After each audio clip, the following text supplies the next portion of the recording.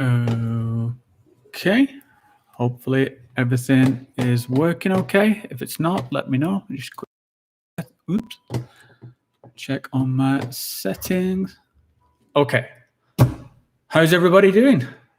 Hope everyone is okay and keeping safe in these bizarre times that we find ourselves in. So yeah, for anyone who's watching, welcome. And the main purpose of this stream, is that a few of you might have seen I've been working on this project, which we call Chrysanthescopes, which is this kind of trippy sort of kaleidoscopes that make these kind of like DMT-esque effects. And a couple of videos when it was about 6 weeks or so ago, I made a video all about these things and with the offer that I was going to be giving one away. And so all you had to do was post in the comments there saying Chrysanthescope, and yeah, we'll give him one of those away. I'm going to do the draw live here within this stream. So I've got some software that's going to sort of pick a user at random for the winner. So we'll get into that later. But I guess like the first thing, if you in a conversation like this at the present time, I've got to address, the situation going on with around coronavirus. Hey, Haunted Scotland. Hey, buddy. So yeah, I mean, first of all, as I said, I hope everyone is fine and safe, and that this hasn't affected anybody too much. Where I live here in Switzerland, yeah, it's getting towards a little bit concerning. Normally with these kind of things, it seems like every few years we have one of these big scares of like bird flu or swine flu or something. And I'm always a little bit cynical. Hey, Dimitri, how you doing, mate? So yeah, I'm always a little bit cynical and skeptical about these kind of things. But I must admit, I did this one. I guess everybody is taking it a bit more seriously. It just seems like it's bigger than all the other things going on. Seems to be having like a sort of a bigger effect worldwide in the kind of the circles that I mix in. I'm seeing like sort of, retreats being cancelled, like ayahuasca retreats being cancelled and events being cancelled all over the place. A lot of my own plans have been cancelled. So yeah, it's a really uncertain time. So Schism, hi dude from Stoke, Virgo, hey Kai, hope you're all doing good. So yeah, it's really turned the year on its head. I had a lot of stuff planned for like the coming months. I was going to plan on attending some retreats. I had some music festivals and stuff I was going to go to. I had some travel plans, and I guess same with everyone. That's all kind of gone out the window. But I think just a couple of things I wanted to say was that if anyone is planning on doing anything like, especially with like ayahuasca retreats where there's a lot of ejecting of bodily fluids and sharing of cups and stuff like this, be safe, guys. There's a website called Entheo Nation, which has posted some sort of guidelines on how to stay safe if you're attending a retreat like that. So if you are doing that, read those guidelines. I think they could come in real handy. If you're on a retreat with like 20 people and you're passing around the same cup, there's a risk there. DMT Truth and Drende, hi mate, how you doing? So yeah, just I hope just do what you can, guys, to keep yourself safe. And yeah, we've got these uncertain times ahead, but I'm just going to carry on doing what I do. I'm just going to carry on sort of putting content out there, and I hope you guys will enjoy it. And yeah, it's a strange time. I mean, if anyone's got any sort of like, questions about, what to think about sort of, attending retreats in these times, just post it in the comments. But yeah, as I say, I hope everyone is keeping safe with it. One thing that I have seen crop up, which I've found quite concerning, is I've seen a lot of stuff on YouTube with like bizarre sort of like new age cures or preventions, just like videos about like, do this ritual and you will not get coronavirus, or light these candles or chant this thing. And, my shtick on this channel has always been kind of using these kind of traditional things and using psychedelics, but just cutting out the bullshit. And yeah, I've really seen the bullshit rise. And there's a certain thing around these kind of situations with these, coronavirus or any sort of like pandemic where just people get a little bit crazy. And, you know, because we mix in these kind of circles where you get kind of new agey people and sort of, you know, mixing in with this sort of psychedelic stuff, just, you know, stay level-headed, guys. People need to keep grounded. And to, you know, if anyone's going to be offering advice around what can cure things or what can protect people or stuff, my advice would be just don't.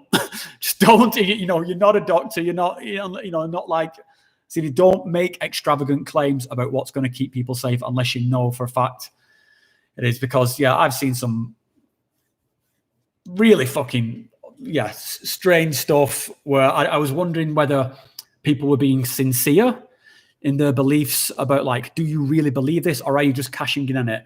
And some of you might have seen, I've actually just, like, literally just about 20 minutes before this stream, I just put out a new video of clearly somebody cashing in on this coronavirus thing. It was an ayahuasca retreat organization who are making the claim that, I mean, it's a sort of tongue-in-cheek narrative claim, but they're saying that the headline is I created coronavirus, and it's just complete clickbait. It's just, I find that stuff pretty fucking sickening.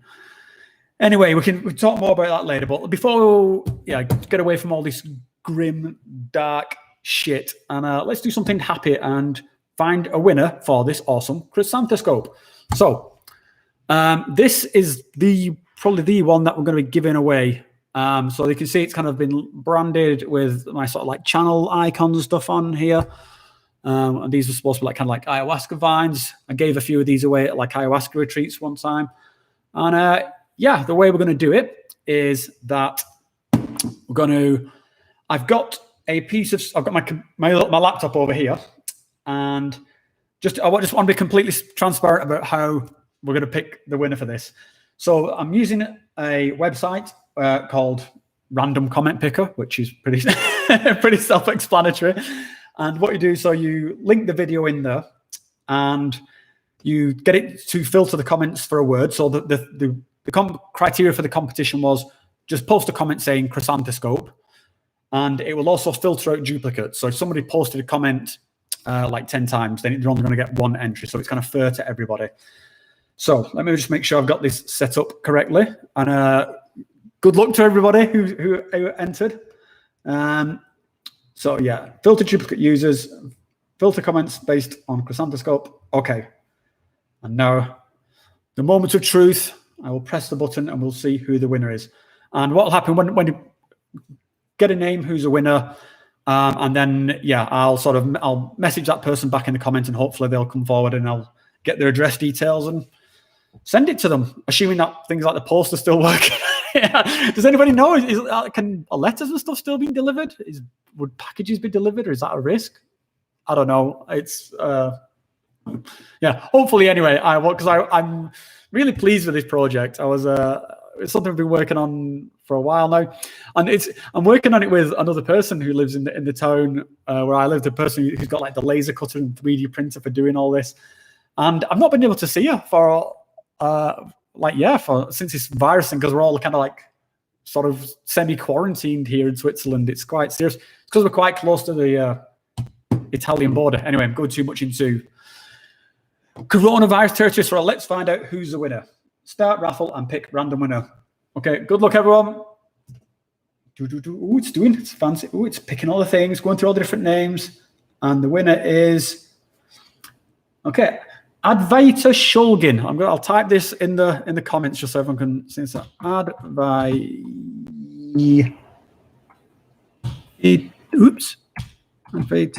Shulgin.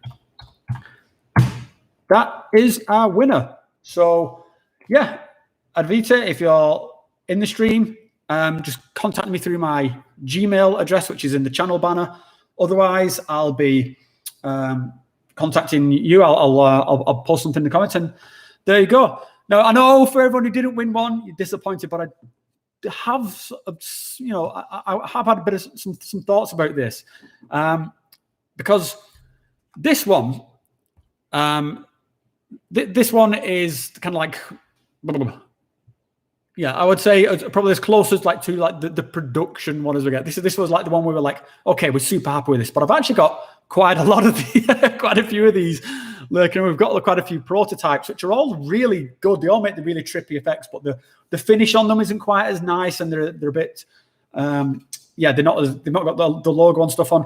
But I do have some of these knocking around, and I was thinking rather than just kind of throw these old ones away or then maybe I'll give these ones away. So stay tuned, guys. I think I'm going to do another promotion on these. If anybody wants one of the more prototype ones, then I'll work out something around giving some more away. Because I say we do have quite a few ones that we got to get to this the way it looks, but visually inside.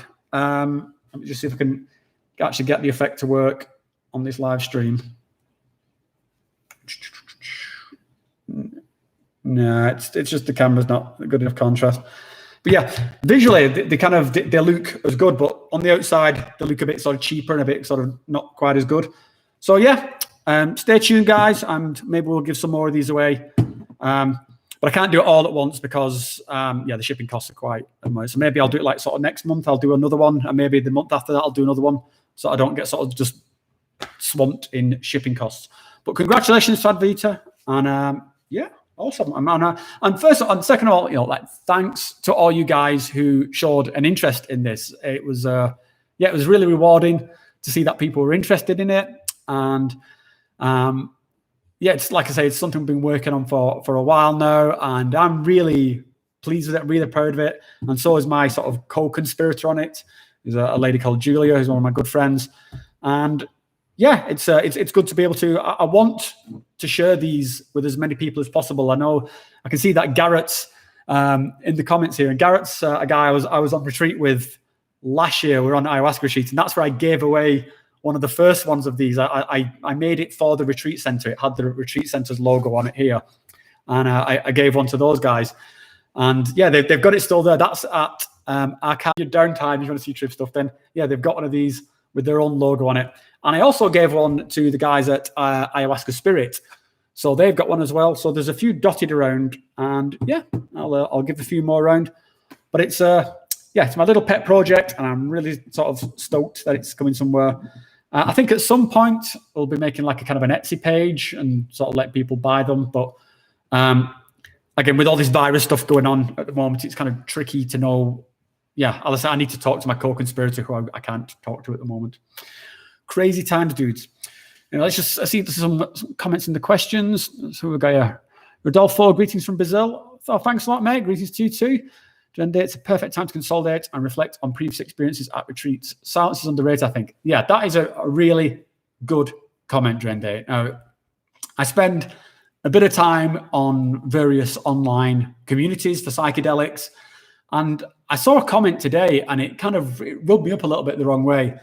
And it was basically someone complaining that because they can't leave the house because they're under sort of quarantine situation, and so they can't go and buy drugs, then, I'm just so bored. Like, what am I going to do?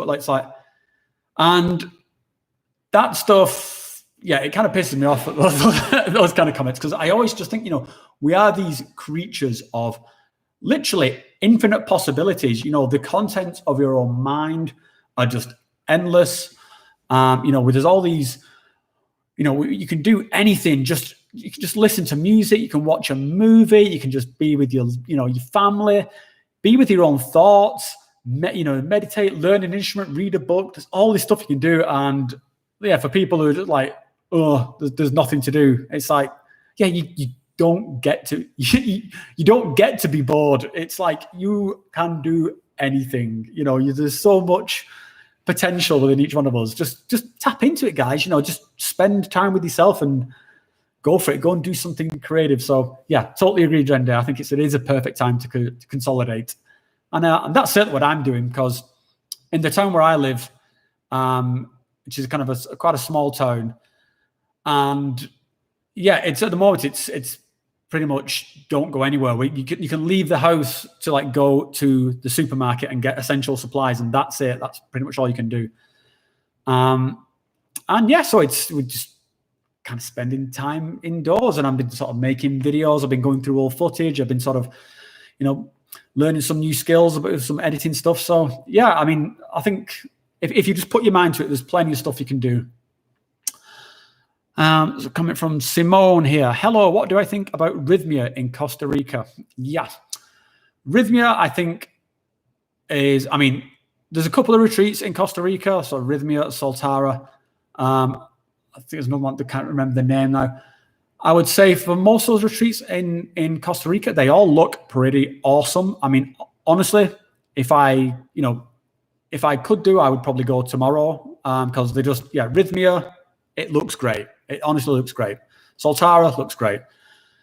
They are expensive though. Rhythmia is really expensive. And so it's just like, can you afford? I mean, I hear Costa Rica just as a destination is quite expensive. So it's not too expensive to get there, at least not from where I am. But I think, staying in hotels there, and I think like the cost of living there is so you're going to restaurants and stuff, quite expensive. But yeah, Rhythmia is an expensive, retreat. And I don't know if I could justify it for myself. If I had limitless money, if I had endless money, sure, I would go and check out Rhythmia. But when I look at some of the retreats that I've been on in places like, in like Peru, and, where you can get like a sort of 7-day retreat for like half the price of what you would pay for a 7-day retreat in Costa Rica. It's hard to justify. I could, with that extra money, that double the money, that could be money I'm spending on I could either do an extra week of retreat in Peru, or I could spend it on my family or my family vacations or whatever. So I would say, dude, if you've got the money, and from what I've heard of all the reviews and people I've talked to who've been through it, they've all said it's awesome. So if you've got the money and you can do it, go for it, Simone. I think you'd have a great time.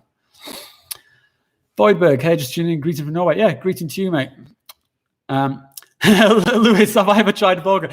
This question comes up every stream. Okay. Hey, Lewis. So, have I tried iboga? I've never tried iboga. And I will probably never try iboga. And the reason for that, I would like to try iboga. I'm quite curious about iboga, but I have epilepsy. And one of my triggers that will give me a seizure is being awake for a long amount of time. And iboga can keep you awake for like 3 days at a time. So it would be a very high risk of me having a seizure. And so, I'll not do iboga, but I am very curious about it. I don't know whether I'm actually brave enough to do it. The people who I've talked to who've done iboga say it's a whole different animal in terms of like how challenging it can be, and just because it goes on for so long. I mean, even with like an ayahuasca ceremony where it can be like super challenging and you lose all this kind of track of time, but still you're talking about 4 hours sort of maximum. I mean, there's sort of like after effects that go on beyond that, but for the main thing, like 4 hours, but 3 days of what's supposed to be an extremely difficult experience. Yeah, that's even if I could do it, like if I didn't have epilepsy, I'd be on the fence. I would have to think about it, but I do like the idea of that experience. That going to somewhere. I mean, Africa. Assuming that you went and did it like natively. I love those kind of native experiences. That's what I really liked about about ayahuasca, was like doing it in Peru. It's surrounded by the jungle. So I think if I ever could do iboga, I'd want to do it that way, sort of in like the tribal setting. There's all this kind of like activity and sort of stuff that goes on around it. So it is this really big event. But no, Lewis, I don't think I would ever do it. DMT Truth says, in the West, we say, panic, panic, everything is out of control. In Buddhist culture, they say, relax, everything's out of control. Yeah, I mean, I suppose, is everything ever in control? And I think that's one of the things I think comes up with this kind of current situation, or really highlights with this situation. And also it kind of goes in the face of, this is kind of like, conspiracy theory thinking that there's this Illuminati who are like governing the entire world and that have control of everything. And that when you have a situation like this, like these pandemics, and the shit hits the fan, you just see how little control is actually in place. It's like people just lean from my country in the UK, or, you know, that the politicians are saying is just mind-blowingly stupid. Like, you know, you don't know whether people are, you know, saying stuff because they've got some kind of vested interest in like businesses staying open, or if they just, I don't know, if they just want to be seen as being strong or what. But it's bizarre. And then when you see some of the stuff that's, you know, coming out of the US like that, that Trump's been saying, it's some of it has just been some absolutely terrible advice. But it's kind of it's another thing, like for something like this to become political is bizarre. I think is like viruses don't care what your political leanings are.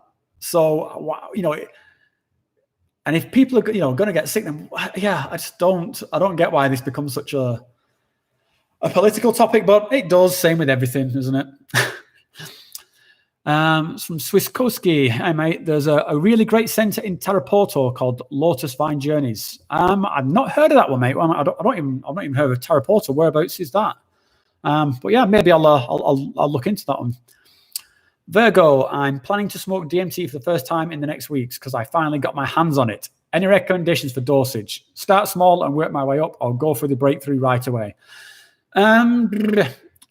Well, I'll give you two answers to that, Virgo. The sensible answer is always start small and work your way up. That is definitely the sensible answer with any psychedelic substance. Start small, work your way up. Also, it's useful with DMT because it gets you used to the kind of I don't know what the right word for it. The things you have to go through to smoke it. You know, how it tastes, the kind of funny taste it has, and holding it in, and just getting used to like sort of trying to hold it in while things kind of get very crazy all around you. So yeah, I mean, there's never any harm in starting small. What did I do? I jumped straight in with a 40 milligram dose was the first one I did. And I didn't get a breakthrough the first time. I think it took me about 6 attempts before I got a breakthrough experience. And each one of those 6 attempts was incredibly trippy, like possibly the most psychedelic thing that I experienced until that moment. So yeah, I knew it was like something was happening, but I kind of knew. Like I remember the first one I did, I was having this experience, but I was like, this isn't it. And, you know, this isn't what I expect. There was just like rainbow Aztec geometry pouring out the ceiling. But I was still kind of in the room just with all this weird shit going on around me. And so, yeah, but just from that first time, it's, I was like thinking, there is something here. This is like really something to explore. And it made me want to sort of try hard to get this breakthrough dose. And when I first got a breakthrough, then you know, I mean, there is just such a distinction between a trippy experience on DMT and when you get this like otherworldly cosmic recreation of, you know, it's just a one-to-one reality transplant. It's like what was here, that's gone. Enter new reality, and it's fucking bonkers. It's amazing, and it's just yeah. And you are a piece of dust amongst the cosmos. It's awesome. So yeah, mate. I suppose that was my experience. I kind of pretty much started like 40 milligrams, 50 milligrams. I always found I could get a breakthrough dose on around about 50 milligrams. So that's, I don't think you need to go much more than that, but sure, start small, work your way up. That's a sensible thing. Virgo, what's your favorite way of smoking it? It's the pipe method. I made a video all about it. So if you check through my previous videos, there's one, I think it's called Get a Breakthrough Every Time or something like that. It's one of my most popular videos. So if you just filter the videos by most views, you'll find it. And yeah, I do a sort of detailed breakdown of how I do it. I will absolutely grant that there are probably much more effective ways of smoking DMT than the way I do it. And if it was something where I was, say, doing it every weekend, then, you know, maybe I'd buy myself like a more fancier like pipe or multi-chambered pipe or like a vaporizer specially for it. But I don't. I do it occasionally. And so when I do it occasionally, the £3, you know, glass pipe I bought from Amazon works just fine. So I don't want to spend money on something that I only, you know, do like sort of, you know, 3 or 4 times a year. So it's fine. Yeah.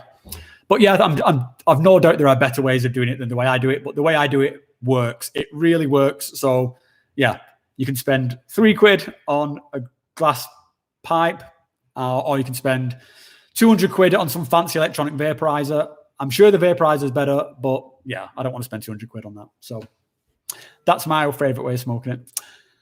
From Kai, what's your preparation for diet, food, etc. when you're going to do an ayahuasca retreat? Thanks. Yeah, mate. So I do a kind of a staging. I don't go fully vegetarian, but I do cut out red meat.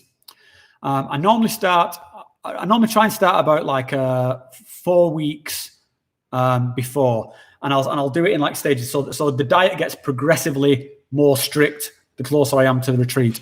So say at like 4 weeks out, I will start cutting out things like chocolate and ice cream. I'll just cut out the snacks that the treats that I have after meals. Then when I get to like 2 weeks out, that's when I'll stop taking sort of like medications. So if I've got a headache or something, I won't take painkillers and stuff like that. And I will, at 2 weeks, I cut out red meat and dairy. And then the week, there's a little bit of variation here. You know, sometimes it's different, but generally the week before, I'm just eating pretty much rice, beans, peas, salad, salad leaves. That's pretty much it, just for a week. It's very bland. Like the week before, I do a very bland diet. Sometimes I do that a little bit longer. But yeah, and then I'll do pretty much the same kind of thing like for the week when I get back, just very basic food. And you have to kind of like reintroduce your food. You don't want to start eating rich food again straight away, or else it just kind of goes through. You just shit everywhere. So yeah, mate, what I tend to do is just most retreats will send you some guidelines of what you should do with the diet if you're going. Certainly the ones I've been on have always sent me out some guidelines. And so that's what I based mine on. Some places are much stricter where they want you to go vegan or vegetarian or vegan or even raw. I've never been to a center like that. They've always even during the retreat they've served chicken. For all and that's some of these have been in very traditional retreats in Peru. So there's certainly no universal thing on like you have to go vegan or vegetarian. There is one thing I don't strictly follow, and that's the sex rule. So some centers say don't have sex for like a week before or like during retreats. I don't go out my way not to follow it, but there have been times when I've not followed it. I've been on retreat, with my wife, and we've got a bit carried away while we're there, and also in like the week before. And honestly, I didn't notice any difference. In fact, one of my best ayahuasca experiences ever came immediately, like a few hours after having sex. So I don't really believe in that one, to be honest. I think it's, I think some of this stuff is kind of more ritual than actual practical. But still, I try and follow most of it, but it's particularly with the diet. From Sonic Izzy, totally off topic. I was just curious what you do for work. I work in IT, mate. I'm an IT manager. I work in sort of like web development stuff. So I kind of specializing in like intranet and communication technologies. So yeah, that's pretty much it really. It's a 9-to-5 desk job. I like my job a lot. I like the company I work for, and I've worked there for like 10 years. It's been good for me. So yeah. Voidberg, I had a wonderful classic quarantine acid trip last night. Good for you, mate.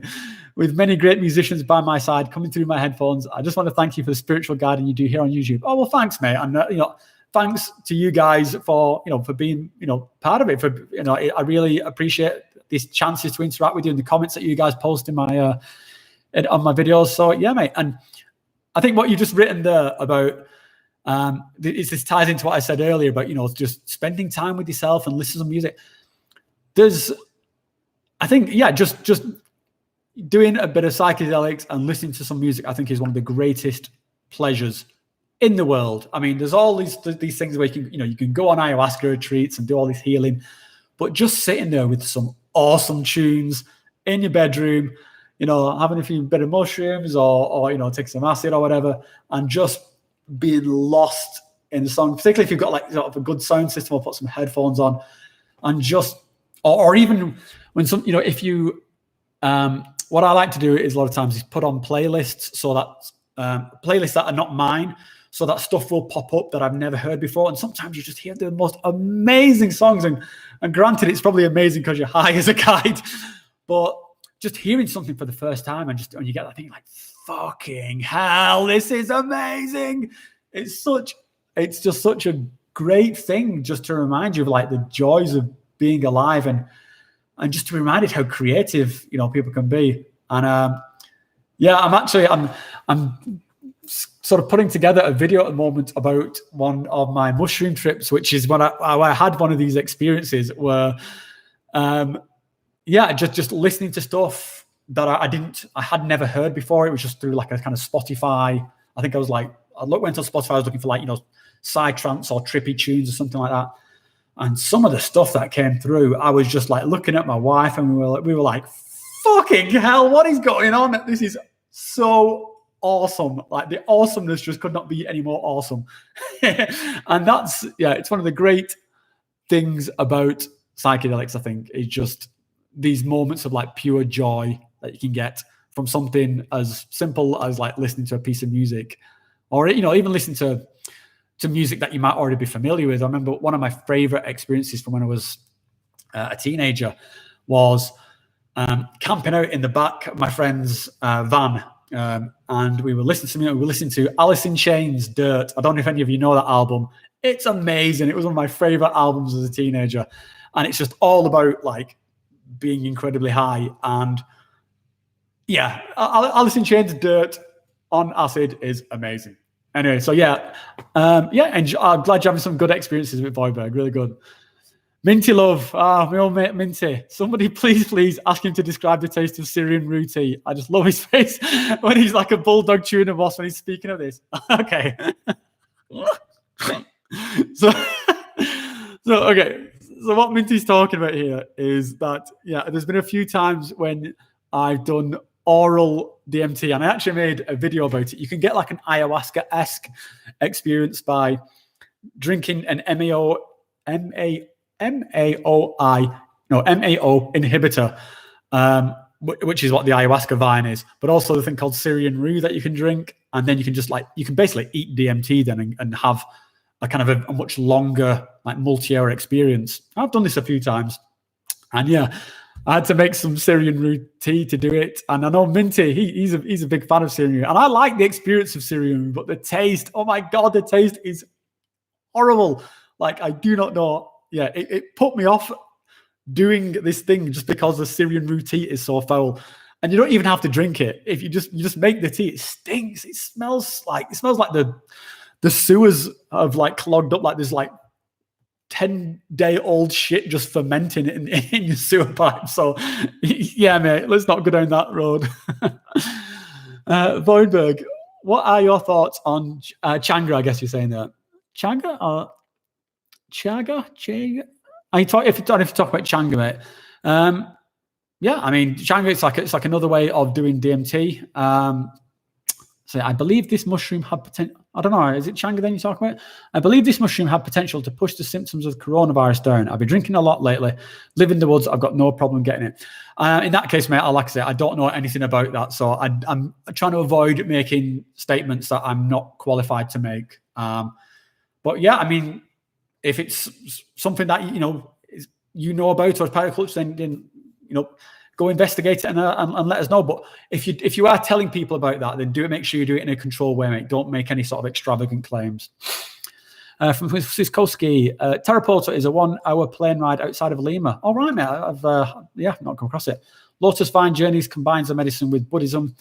It's led by an American Buddhist teacher, but the ceremonies are conducted by Shipibo shaman. Well, that sounds pretty cool, mate, because, and I would like to do some more traveling in Peru. I think my ideal would be that I would like to go and spend some time there and do a lot of hiking around there. I'd like to do like the sort of first of all, do the big sort of countrywide trek going from the jungle down through Lima, down to the Sacred Valley, on through down to sort of like the Nazca Plains. And sort of, you can get like a big bus ride that goes all the way down, you can stop up in between.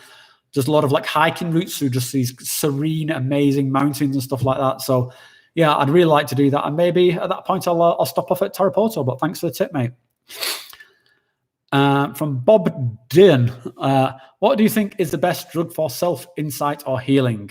Well, it varies, mate, because there's different kinds of insight and healing. So I think if I was going to say strictly for healing, I would say it's ayahuasca. I think I won't say it's like the only route to healing, but I think it's the most effective. It's just such a sledgehammer in the face. But for self-insight, I think they're all kind of as good as each other in different ways. I mean, just like I was talking about with the music before, I think a lot of there can be self-insight just about remembering that you're a human being. There can be a self-insight just about finding joy in music, self-insight about who you are or who you want to be. And these can all come from different things. I've had these kind of realizations on acid, I've had it on mushrooms, I've had it on DMT, I've had it on ayahuasca, certainly on ayahuasca. So I think that's psychedelics as a whole, I think, do this. And I think they've all got their own niche. Like DMT is certainly like very cosmic and sort of makes you kind of like think a lot about like the sort of the universe and like other dimensions, and that's all, stimulates your brain in that way. I find mushrooms very much connect me just to being me. I feel very grounded and sort of just again finding the joy in being alive. Ayahuasca sort of really helps me sort of unpack things from my past. So yeah, Matt, I think they're all good in different ways. And I think different people will gravitate towards different ones. I certainly do. There's points in my life where I lean more towards this, or I'm sort of like I might do like a year or two where I'm like just doing mushrooms, and then that kind of turns more into like this ayahuasca stuff, or then there was a time when I was just going crazy with DMT, and I think in the end you just find the balance that's right for you.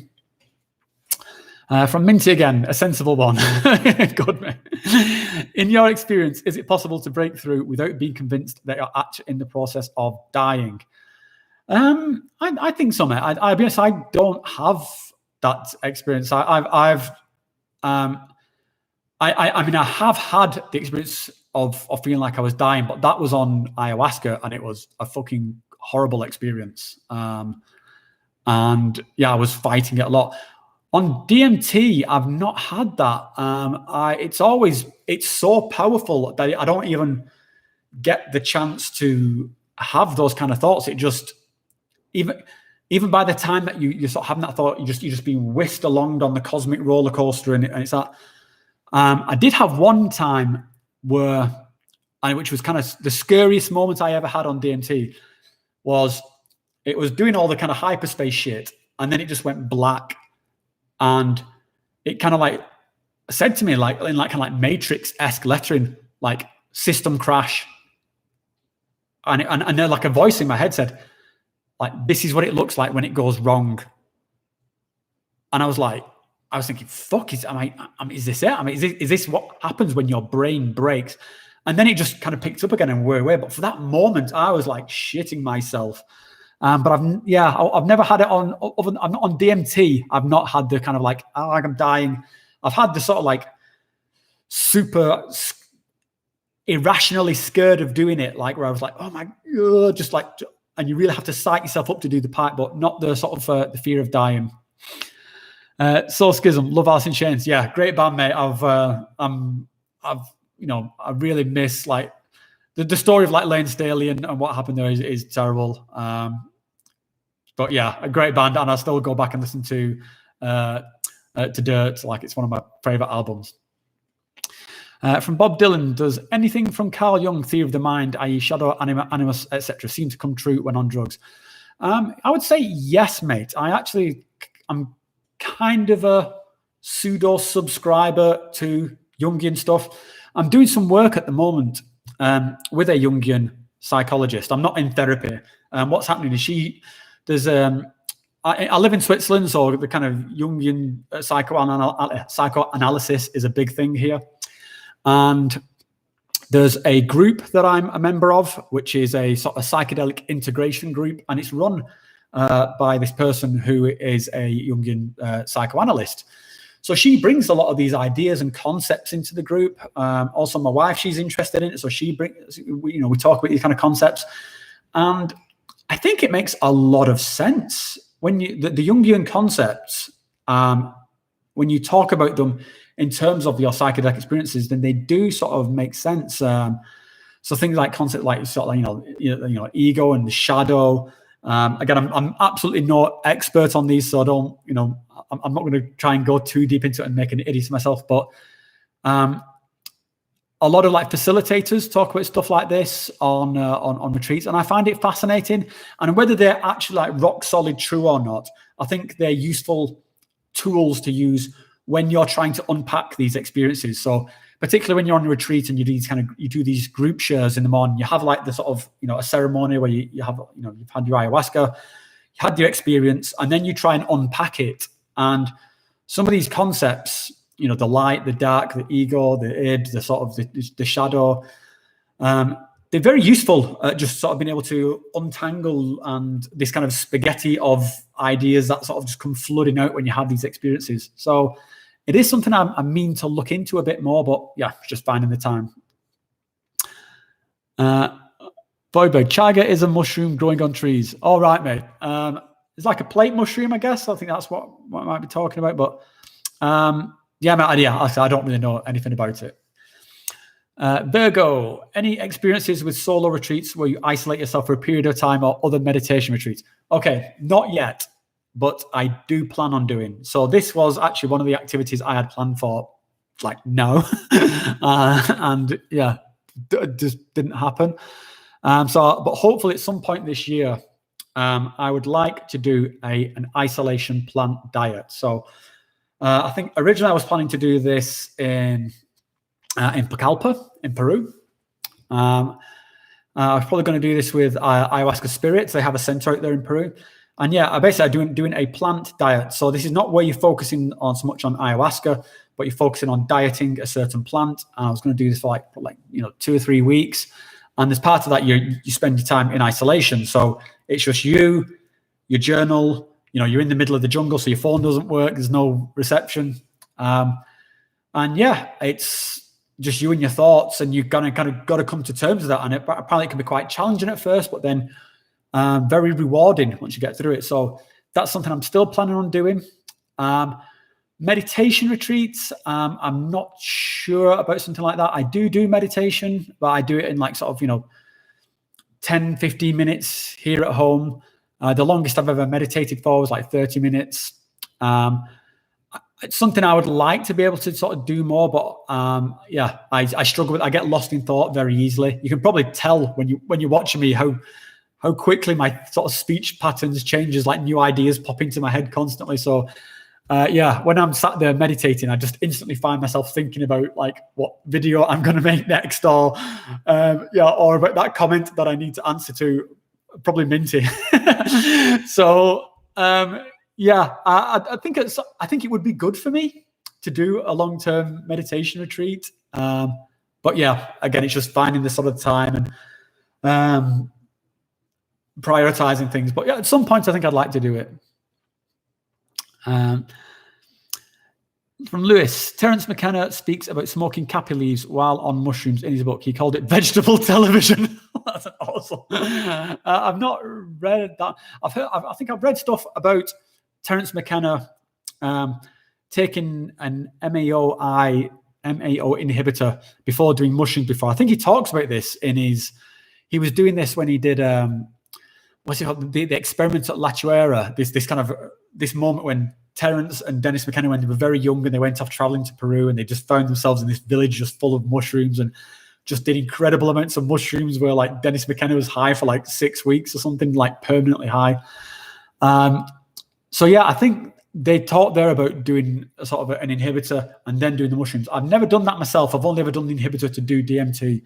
I think maybe it's at some point it's something I'll need to get around to, but like Minty says, I don't know if it will be Syrian rue that I do. Although he has given me some tips on eating Syrian rue rather than drinking the tea, so maybe I'll do that. Ben, I sometimes get a complete loss of memory during the DMT experience, forgetting all my memories, name, etc. Is that a thing that happens to folks often? I couldn't say whether it happens to other folks, Ben. I can say it's not happened to me. And for me, it's kind of the opposite. It's for me, everything is hyper vivid and hyper real. So I don't know. I mean, I guess if you're talking about some kind of like blackout during it, I don't know. It's not happened to me. So yeah, and I can't say I've ever heard of somebody else. Yeah, nobody I've talked to has had that. So I don't know if it's something that happens commonly. Honestly, Ben, if that's something that happens to you, I would probably maybe not do it. I think, yeah. I've had sort of complete chunks of memory loss. It happens sometimes after I have an epileptic seizure, and it's scary. I don't like that. I don't like these kind of just blocks of memory just disappear, and sometimes they come back over time. So yeah, I wouldn't. I think maybe that might be a red flag for you there, Ben. Lewis, have you done any mushroom ceremonies? How are they different? I've not done any. I've not been on a retreat specifically to do mushrooms, but I've certainly done plenty of ceremonies here in my own home with my wife. You know, when we do stuff, a lot of the things that we pick up on retreats, we incorporate into the things we do at home. So it's even when we're doing something like mushrooms at home, it's like there's a bit of a ritual to it. And I'll be talking about this in a video I'll be posting in a few weeks about my sort of mushroom experiences, which is something I've been meaning to do for ages. I keep doing these videos about ayahuasca and DMT, and yeah, I've just not talked anything about mushrooms, but I've done a lot of mushrooms over the years, and I've had some incredible experiences. They're one of my favorite plants. Shouldn't really call them plants. Favorite things to do. And yeah, so in terms of how are the mushroom ceremonies different from the ayahuasca ceremonies, I guess the main thing is that with an ayahuasca ceremony, you've got this leader, you've got the shaman guiding you through the whole thing, singing you through the whole thing, and it's very structured. You're in a dark temple, like this maloka, you're on a mat in complete darkness, you've just got this voice of the shaman coming out for 3 hours, and so that it just creates this sort of hyper container that your experience is happening in, and that ritual, that container, can be quite useful because it means that because you're in darkness, because you're there on your own, because you're not interacting or stuff, you're just forced to think about what's going on with you. This is why I think ayahuasca is so healing. It absolutely just shines the magnifying glass onto you. You're just there with yourself. There's nothing else. There's just you and this voice from the shaman. And so you have to face some shit.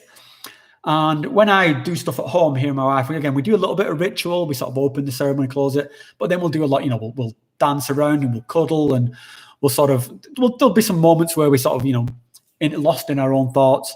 But yeah, I would say, something like mushrooms and also San Pedro, which I've also done in a ceremonial setting. They're much more social. There's a lot more, you're talking to your fellow participants. It's much more of a group activity. Ayahuasca is a very solo activity. So yeah, I mean, again, that would depend on which sort of branch of ayahuasca you do. In the Shipibo tradition that I kind of go to ceremonies in, that's the way it is.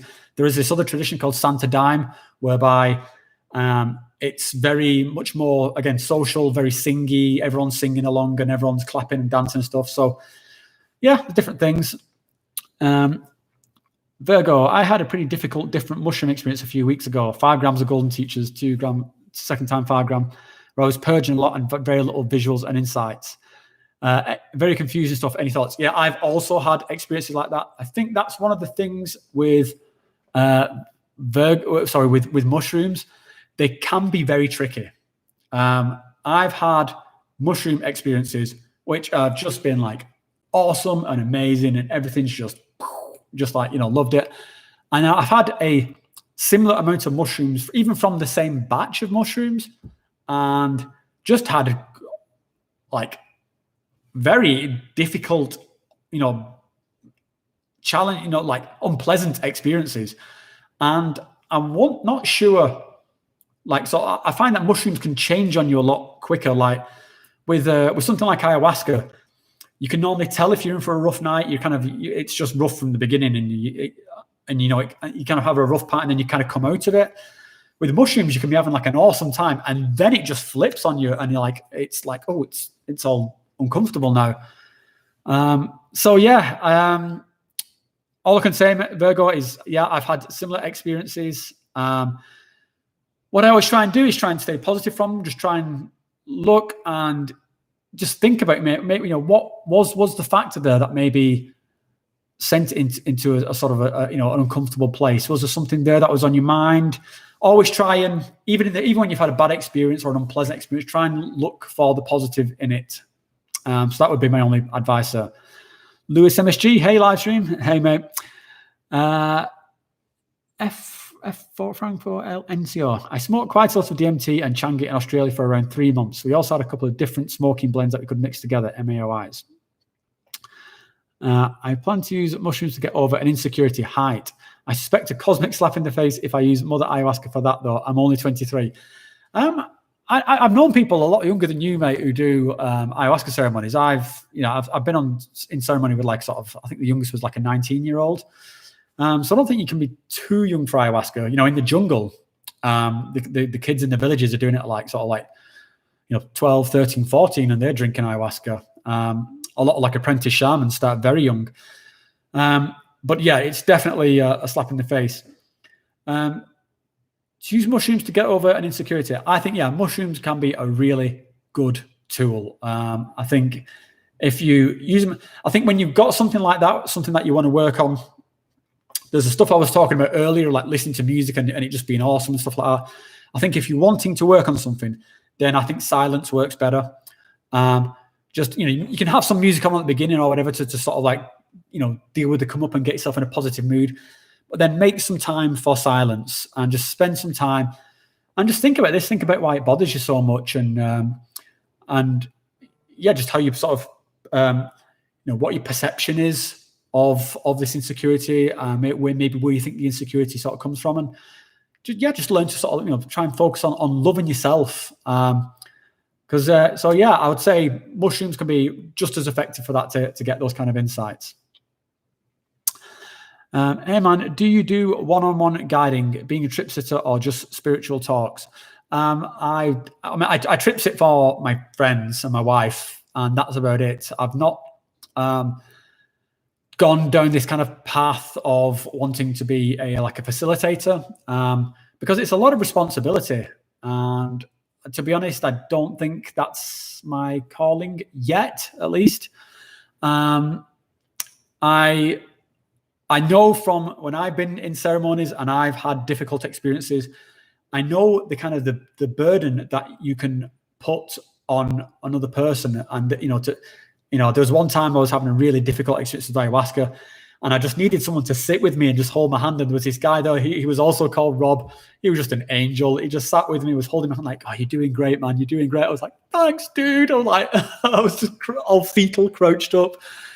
And it's a big psychological burden to be the guy, who you're on one of these retreats and you've got new people coming in all the time, bringing all these heavy problems. The problems I go on retreat with are a big deal, and you have to sort of, you have to be objective and sort of take it on board. And I don't think I'm ready for that yet. So I'm being sort of honest with myself. I like the idea of helping people, and that's what I try and do with this channel, because I think that's what I can do. But I think in a sort of a real life one-to-one situation, I don't think I'm the best person for the job, to be honest. I think again, with my like close friends and family, then yeah, maybe. But yeah, maybe I'll get. Maybe that's something I'll work to one day. Maybe when I finish, my kids have grown up and they don't need parenting, and I've got a bit more bandwidth just for looking after people. Then maybe that's something I'd do. In terms of you asked about spiritual talks, this is something I'm kind of branching out into a bit, and I did actually just one of my latest videos is one called "What the fuck is spirituality?" And this is something I'm going to do a bit more of, is these kind of a bit more essay kind of style videos, just saying some of my kind of the stuff that's on my mind about things like spirituality and consciousness and stuff. So I'm going to carry on doing the stuff I'm doing now about like how to do this, or my retreat reviews and stuff. But I want to talk just a bit more. I guess the phrase I like is that I want to think out loud. I have thoughts about stuff. I don't want to be telling anyone like this is the truth. Like you must believe the way I've got the answers. I don't. But I think about these sort of things, and I'd like to put those thoughts out there and have conversations with anybody who wants to. So if anyone wants to know what I think about spirituality, go and check out my video on it. It's called "What the Fuck is Spirituality?" And post some comments and let me know what you think, and let's talk about it. To do mushroom rituals, which ones do you use? I use Mazapatec and got the best experience even for microdosing. I've used loads, mate. So Golden Teachers, B+, I can't even remember now. I've been through a few different ones. I can't remember if I've done Mazapatec. Don't know. I think, honestly, if I was being truthful, I don't think I could tell the difference between the different kinds. I think they're all just pretty much more or less the same. And it's tricky because, they can be variable between, the different mushrooms and stuff. I think the most powerful experience I had was on Golden Teachers. But that's like me. That was a very powerful experience. And again, that's the one I'll be talking about in an upcoming video. But yeah, I've had good experiences on all of them. I couldn't say that one's definitively better than the other. From Ben, I've tried using the machine to vaporize my DMT and seem to be getting some decent hits every time. I've done it about 5 times, but I don't think I've ever broken through. Well, I mean, what I'd say, Ben, is, when you break through, you've broken through. It's like, it is this complete reality transplant. So when it happens, you'll know it. I never did the machine. I did look into the machine. Something I was going to build. For those who don't know, the machine is like a homemade pipe that you can use to vaporize DMT. It's supposed to be a very good way of doing it. I've not done it myself. But yeah, it's again, it's just I find I can break through just off the cheap £3 pipe. So if I ever start having problems there, then I'll probably try something different. Ozo Shantraj. Hi, Psychonaut. I'm very near because I live in South Tyrol. I'm Italian though. Hey, mate, well, yeah, good to have you with us. Lewis, have you ever managed to have a kind of dialogue with mushrooms? Have you ever seen full-blown apparitions, humanoid hallucinations before? Yes, mate. And I will. This is what I'll be covering in this video I'm working on at the moment. So it's basically a trip report all about, one of my most intense mushroom experiences. But just as a quick preview of what went down. So, it was like pretty trippy, and it was going, kind of the way you expect it to. And then it just ramped up. It really ramped up, and reality just tore down. I was looking at the wall, like it's white walls, like you see in the house. I was like kind of looking at the wall, listening to some music, and the veil just ripped between dimensions, and I was just staring into this futuristic cyber utopia of the 10th dimension, with all these humanoid beings floating around, just laughing and just in pure joy. And I remember I just turned to my wife, and she was like giggling and sort of bouncing around, dancing, tripping. And I said like, Rach, I am tripping out here. She's like, oh, wow, that's really cool. I said like, no, I am having a major fucking psychedelic experience. I mean, And she was like, "Oh, are you okay?" And I was like, "Yeah, I'm fine." But like, shit's getting real. Like, and I could not believe I didn't even know at that point that you could have those kind of like full visionary sort of experiences on mushrooms, where again, very similar to sort of ayahuasca or DMT, these one-to-one reality replacements. So yeah, you can definitely have those kind of experiences on mushrooms, and there were humanoid apparitions in there. Yeah.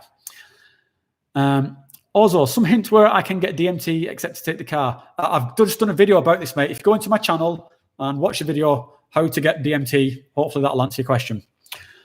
So Schism, I've only done DMT twice because I can't seem to get over the anxiousness beforehand. Yeah, know what you mean, mate. As both experiences were completely overwhelming, quite frightening. Any advice on that? Is it always scary? The build up to it is scary, but I think I don't think the experience itself is necessarily scary, but the kind of the prelude to it, the preview, to me, it always felt like that. It's like that adrenaline feeling in your stomach, like like when you're a kid at school and you knew you're going to have a fight, or you knew your parents were going to kick your ass. It's that sort of awful butterflies in your tummy feeling of shit's going down. That doesn't go away, at least not for me. I do have a video called something like how to get over your psychedelic anxiety. That's got some advice in it. Go and watch that, mate, and maybe that one will help you. From Minty, I'm getting some more trips of pure anxiety off shrooms, but DMT is as heavenly as ever, vaped or eaten. Should I persevere with shrooms or just ditch a lot and just go with DMT? I would always say, mate, go with what works for you. Some things are, there's always this phrase of not every medicine is for every person. My wife, she doesn't do ayahuasca anymore because she just had that, she did her time with that, and then she's kind of moved past it. She doesn't want to do it anymore. Some people have, bad experiences with some things. Me personally, I don't smoke weed. I don't have good experiences with the weed, so I just don't do it. So what I'd say, mate, is if you're getting what you want from DMT, then just stick with that. I mean, yeah, there's, I wouldn't sort of force myself through something that's not working for me, unless it was something like ayahuasca where you expect it to be bad. If you're coming with some bad issues, then you are expecting almost like a bad experience, and you want to get through that. So maybe if that's something you want to do with mushrooms, if you know that you're trying to get through something and you're prepared to accept those bad experiences, but I wouldn't, I won't force it through yourself, mate. But there's definitely some good stuff to be had in there if it does agree with you.